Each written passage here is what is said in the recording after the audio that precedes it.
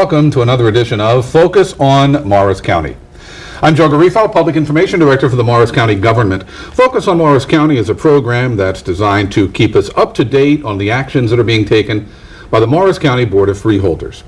And also on the show, we try to shed some light on the many facets of Morris County government. For example, on this segment of the program, we are going to learn about a transportation program for a certain segment of the Morris County population. And here to tell us about the program, which is known as MAPS, are my guests. First, to my left, is Teresa Davis. Teresa is the Director of the Division on Aging, Disabilities, and Veterans. And seated next to Teresa is Hope Heasel. Hope is the Special Transportation Coordinator for Morris County, and under her office is the MAPS program. Ladies, welcome to the program. Teresa, I want to start with you. I assume that MAPS, M-A-P-S, is an acronym. Can you tell us what it stands for? MAP stands for Morris Area Paratransit System. Okay, Paratransit. Now, I know about transit systems and transportation systems. Paratransit, to me, is a new word. What is the Morris Area Paratransit System? Who is it geared toward? Paratransit is special transportation for those who are unable to drive themselves and don't have easy access to the regular transportation of buses and taxis, etc. Okay. Specifically, Hope, I want to turn to you. The population that is eligible to take a ride on the MAPS program. MAPS provides the services for senior citizens who are age 60 years of age or older, or if a person has a disability and they're over the age of 18. Okay, now, what kind of trips are we talking about? Where does MAPS take these folks? We go anywhere within the county, up to 5 miles over the county border, and we are primarily providing services for employment and medical trips. Okay. In terms of the areas served, Hope, I understand that the MAPS system, the Morris Area Paratransit System, is divided into 3 regions. Give us the regions, and for our viewers who may be interested in perhaps reserving a ride on MAPS, the telephone numbers to call. Okay. The northern region is covered by the Jefferson Township Dial-A-Ride and obviously covers the Jefferson area. That number is 973-208-6123. The northeast region is covered by the 5-Town Dial-A-Ride program, and that covers Butler, Kinnelon, Lincoln Park, Pequannock, and Riverdale. That telephone number is 973-835-8885. And then the rest of the county falls under the MAPS program, and that number is 888-282-6277, which also spells out MAPS also. Okay, and that number, that last number that we just gave, is that the office number as well? So if somebody has a question about the overall operation of the MAPS program, they can have it answered by calling Absolutely. that number. Absolutely. You mentioned the 5-Town Dial-A-Ride, Hope, Butler, Kinnelon, Lincoln Park, Pequannock, and Riverdale. This is a municipal system? Yes. The 5-Town Dial-A-Ride? Yes, it is. Okay, and what is our relationship, and when I say our, I mean the county's relationship with this particular program? Since MAP started back in 1987, they were one of the original stakeholders in the group, and they enter into a grant every single year with the county to cover those services for us. They're kind of separated from the rest of the county between the highways and the mountainous region there, and they also tend to travel north up into Wayne and more into Passaic County, so it's easier for them to travel that way than to come down into the main portion of the county. So it really makes the ride system more efficient. Right. Yeah. Teresa, while we're on the subject of the towns that have systems like the ones we just heard about, if someone is interested in getting a ride on MAPS, should they first call their town to see if the town has a similar program in operation? If a town has a Dial-A-Ride, it's always better to check with the Dial-A-Ride first, especially if you're doing a ride right within your town. MAPS is better at going across the county, or for those municipalities that do not have the Dial-A-Ride. Yeah. Are there many towns in the county that do not have some kind of a dial-a-ride or a transportation system these days? I believe that there's only 2 or 3 towns that do not have their own transportation. Okay. When does MAPS operate? Hope? MAPS is open Monday through Friday from 6:30 in the morning until 6 o'clock at night. Now, we do start off the day at 6:30 with employment transportation, and then once everybody gets to work, then we open up the whole thing for the medical and other trips that we take. And then at the end of the day, we take everybody that we took in the morning to work, we bring them home. Okay. Teresa, back to you. I understand that the division and MAPS has done some research, maybe surveying the passengers, and you've got a pretty good idea as to who actually takes advantage of the MAPS program. For example, senior citizens. Who would you say is the typical older resident who uses MAPS for rides? The typical senior is someone who is over the age of 75, is no longer able to drive themselves, may have some mobility issues. We find most of our seniors are using MAPS twice a week, and their main purpose is to go to medical appointments. Okay. And what about a person with a disability, Hope? Have you done the same kind of research? And if so, who would that typical MAPS rider be? We have, and it's a little different. The typical person with a disability actually uses MAPS more frequently, and their trips are more for employment. And they are really unable to drive themselves in any way, shape, or form, so they really rely on MAPS to help them get to work and back. They do use it for medical, but it's primarily employment. Okay. Now, I know that for senior citizens there is an age range, but for a person with a disability, is there an age range for that, or would you take somebody to school, let's say, or would you take someone who is not a senior citizen but who is disabled? We can take anybody who's over the age of 18. Okay. So- Okay. Hope, what about ridership over the years for the MAPS program? Has it increased? Has it decreased? Has it remained pretty much the same?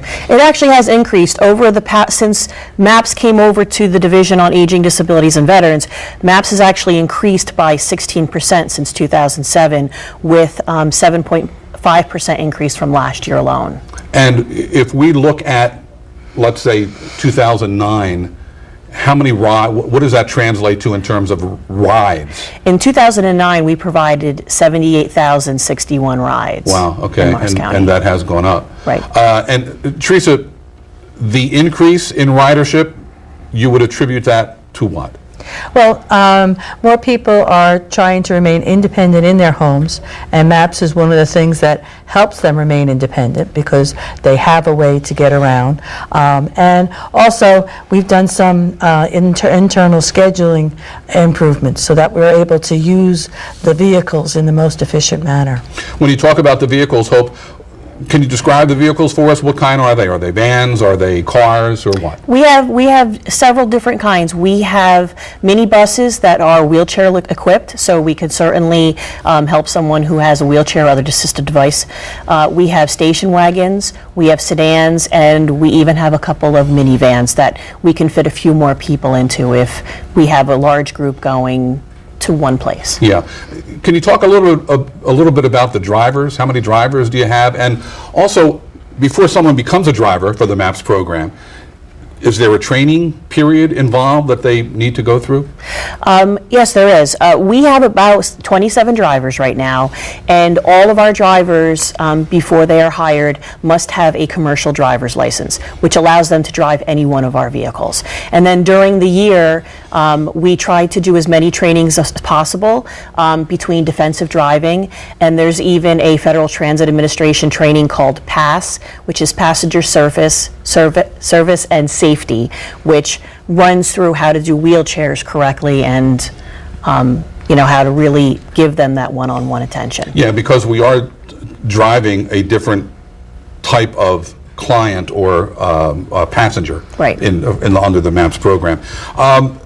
Teresa, with the ridership increasing and with there being a heavy demand on the MAPS program, does a person need to make a reservation in advance well in advance? We ask for as much advance notice as possible.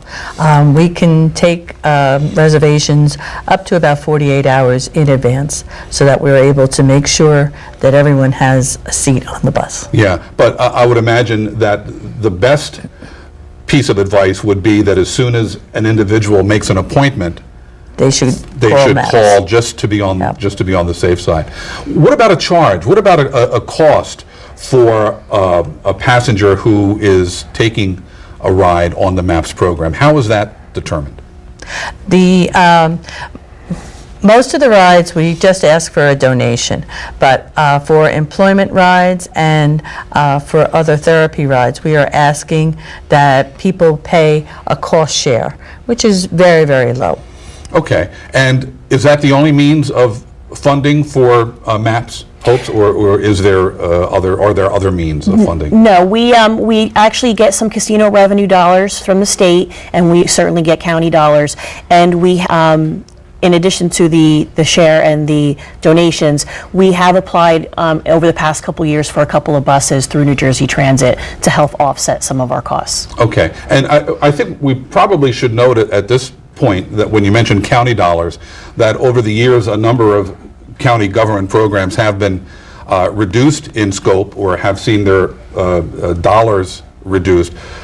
The freeholders have, however, been pretty steady in increasing the dollar amount that is used to fund the MAPS program, correct? Yes. Absolutely, yeah. and that just shows how important this kind of transportation is. I understand that there's talk of maybe working with some neighboring counties for the MAPS program in trying to, put together again some more efficient ridership routes? Right now, we're currently investigating neighboring towns around Morris County that are doing similar trips.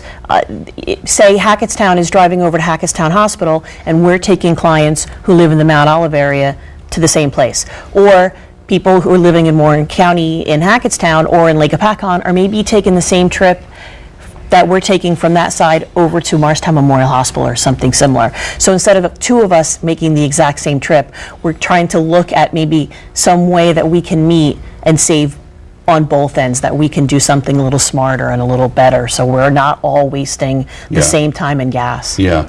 I want to give you the telephone numbers again in the regions that are covered by MAPS in case you're interested in more information or trying to get a MAPS ride. The northern region, which is Jefferson Township, is 973-208-6123. The northeast region, Butler, Kinnelon, Lincoln Park, Pequannock, and Riverdale, is 973-835-8885. And the MAPS program, which covers the rest of Morris County, 888-282-6277. Ladies, thank you both very much for being with us today. Thank you. Now, if you have a question about Morris County government that you would like to have answered, you can call the Morris County Freeholders Office. And that telephone number, 973-285-6010. You may also visit the county government's website at co.morris.nj.us. I'm Joe Garifo. Don't go away. We'll be right back. Are you pregnant, scared, or a new mother who can't care for your newborn? There's a safe haven in New Jersey. You or a friend can bring an infant to any hospital or police station and give up custody safely, legally, and anonymously. No questions asked. No shame, no blame, no names. Call 1-877-839-2339 or visit njsafehaven.org to learn more. Remember, New Jersey has a safe haven for unwanted infants. Brought to you by the New Jersey Department of Children and Families. ¿Estás embarazada, asustada o una madre que no puede cuidar a tu recién nacido? Hay un refugio seguro en New Jersey. Puedes entregar a tu bebé en cualquier sala de emergencia de hospital o estación de policía, de manera segura, legal y anónima. Sin preguntas, sin nombres, sin culpa. Llame al 877-839-2339 o visítenos al njsafehaven.org. Recuerde, New Jersey tiene un refugio seguro para bebés no deseados. Patrocinado por el Departamento de Niños y Familias de New Jersey. Hello and welcome back to Focus on Morris County. I'm Joe Garifo, and on this segment of the program, we are going to talk about some folks who were recently honored by the Morris County Municipal Utilities Authority. Each year, the County MUA selects a number of individuals, businesses, corporations, organizations who have assisted the MUA in its recycling efforts. And here to tell us who was honored and why and how they were selected is my guest. She is Penny Jones. Penny is a recycling education specialist with the Morris County Municipal Utilities Authority. Penny, always great to have you on the show. Thank you, Joe. It's good to be here. As recycling education specialist with the MUA, can you just give us a little thumbnail sketch of your responsibilities? Well, I do coordinate the annual Recycling Awards dinner, but I have a great team of people working with me, which is wonderful. And I do public speaking. I go to Rotary clubs and schools and churches and places. In fact, I'm going to speak at County College of Morris, I think. And I do research and I write and I answer phone calls, and it's a great job.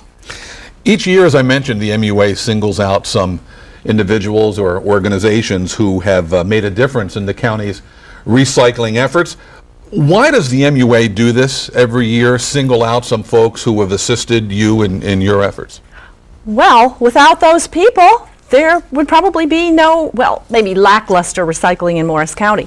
So it's part of our outreach program, and we think that two of the most, or I should say, not two of the most important words, well, yes, but thank you. We want to thank the people who have done a really good job. Along with recycling and reuse, those are also important words. Oh, yes, and litter Reduction. abatement, waste reduction, of course. Yes. Now, 2010 was no exception. As we mentioned, there were a number of people who were recognized by the MUA. Penny, can you give us the list of folks who were recognized in 2010?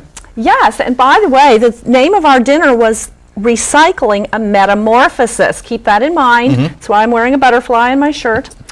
All right, the first recipient was Tom Pierkowski, who is the superintendent of Public Works in Lincoln Park. Then Kevin Mackey, who is the recycling coordinator in Lincoln Park. Jeff Brown, gifted and talented teacher at Thomas Jefferson School in the Morris School District. Rockline Industries in Montville. Ag Choice, which is in Sussex County, and I've forgotten the name of the town, oh heavens. Greg Pavlik, who is the recycling enforcement official in Parsippany.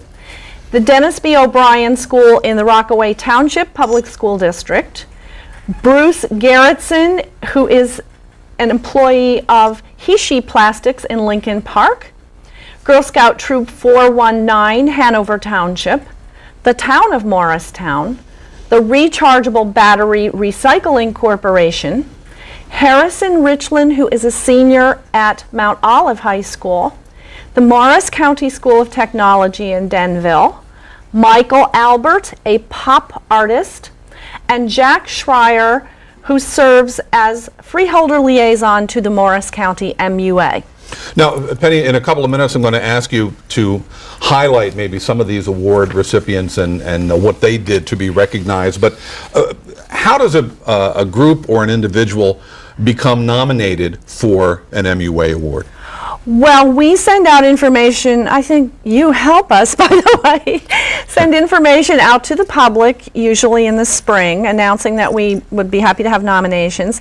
And we certainly talk to our municipal recycling coordinators at our meetings, and we watch the news. And there are a variety of ways that we get that word out, and then we hear from people and we make our decisions. And, okay, when you make your decisions, what are some of the criteria used to make those decisions? Well, the decisions are really based on what we have learned about what the people or the institutions or the businesses have done. We're quite subjective, as a matter of fact. We don't award points for different categories or anything like that. Now, I mentioned we're going to take a look at some of the winners to find out why, in fact, they were honored at the 2010 dinner. The first two gentlemen that you mentioned, I believe you said they were from Lincoln Park, Tom Pierkowski and Kevin Mackey. Why were they recognized? Well, let me tell you, you talk about a metamorphosis, Joe. This is really, really exciting. Most of our municipalities have had curbside recycling programs for quite some time, and many of them also have drop-off centers. Some have done away with the drop-off centers. However, A while back, Lincoln Park did a study of its solid waste, which kind of means garbage and recycling and all those sorts of things. Okay. It's the whole solid waste program, because they were spending lots of money and they thought they might want to cut costs, and they finally instituted a curbside recycling program, and both Tom and Kevin were involved in that. And if I may show the camera person, this is a 4-color brochure that Lincoln Park published. You'll notice that the predominant colors are blue and yellow, and they gave recycling containers to all their residents, a yellow one for bottles and cans, and a blue one, and these are the stickers, by the way, that go onto those cans, a blue one for mixed paper. And in addition to that, they have these beautiful orange stickers, which are for the people who don't get the message that they should be recycling. So they affix these to if they find recyclables in the garbage or if it, whatever. And they found that by doing this, along with making some other changes in their solid waste situation, they have saved considerable money, and their recycling tonnage has gone up. And as you may know, the municipalities receive money back from the state of New Jersey every year based on their recycling tonnage. So Lincoln Park is now benefiting considerably more than it did in the past, and Tom and Kevin were both instrumental in getting this all going. Another gentleman recognized was Greg Pavlik of Parsippany. What did Greg do? Well, you just heard me mention the word enforcement, and the fact that Lincoln Park is enforcing. And the MUA has been working over the last 2 years or so on increasing enforcement, because what we have found, I should say, is that sometimes when the haulers come to our transfer stations, there are loads of recyclable material, or there are loads of garbage that have way too many recyclables mixed in with them. Okay. So every municipality has been asked to name a municipal recycling enforcement person. Greg Pavlik is the go-to guy in Parsippany, and he has been he's been pounding the pavement, talking to businesses. Smithfield in Parsippany, where there are a lot of events, was cited because I believe a truck came in with bottles and cans from there, and so he got all the ducks in a row there at Smithfield. He goes out with Christine Vidal from our office sometimes. The two of them are a great team to explain to businesses, institutions, municipal government that recycling is the law. A company that was recognized, I assume, deals with rechargeable batteries, because the name of the company is the Rechargeable Battery Recycling Corporation. What did this company do? Well, they did something really great. They gave quite a bit of money to the Association of Household Hazardous Waste Coordinators in New Jersey. Excuse me if I put this in front of your face, but I believe this is something that you would also want to let our viewers know about. This is more important than my face. That's all right, Joe.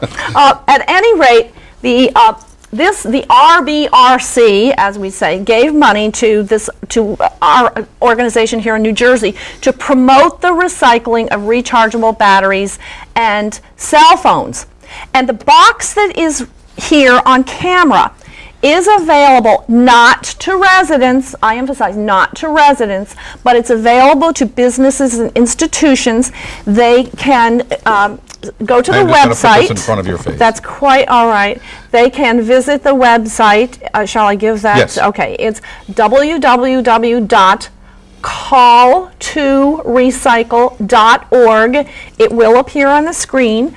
And then they can be collection points for these batteries. And the RBRC pays for the proper disposal of these batteries. They must be kept out of the landfill and out of incinerators. So they're doing a really, really wonderful thing. There is an artist, I believe, who was recognized at the dinner, a gentleman by the name of Michael Albert. What can you tell us about him? Well, Michael hails from White Plains, New York, and he had an exhibit at the Morris County Library this last spring called Cerealism, spelled C-E-R-E-A-L-I-S-M. And do you know why? Pray tell. Because Michael uses boxes, cereal boxes, cookie boxes, cracker boxes to make incredible collages. And this is an example. This is a poster, and if one looks carefully, he or she, and it's difficult to do in this venue, but you'll see that he has this heart shape with lots of red from various cookie or cracker boxes. And he goes to schools and he teaches children how to do this. He has written and published a book called Artist America, I believe. I may be a little off on the title. Quite talented, very personable. He's brought some of his artwork, excuse me, to the dinner, but he takes it also when he goes out to schools and places like that. And we like the fact that he's, doing something very creative with those boxes. Now, Penny, you've mentioned the word metamorphosis several times here on the show, and I know that the theme of the 2010 dinner was recycling a metamorphosis. What was that theme meant to convey?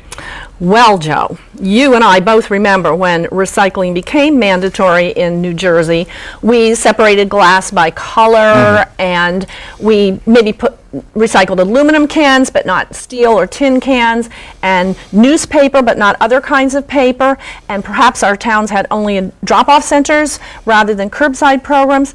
Oh my goodness. So we've gone from the egg, we use the monarch butterfly as our image. We've gone from the egg all the way to the butterfly, although the butterfly can still improve. But now we're recycling electronics, we're recycling many different kinds of paper. Things have changed radically over the last 25 years, and it's very, very exciting.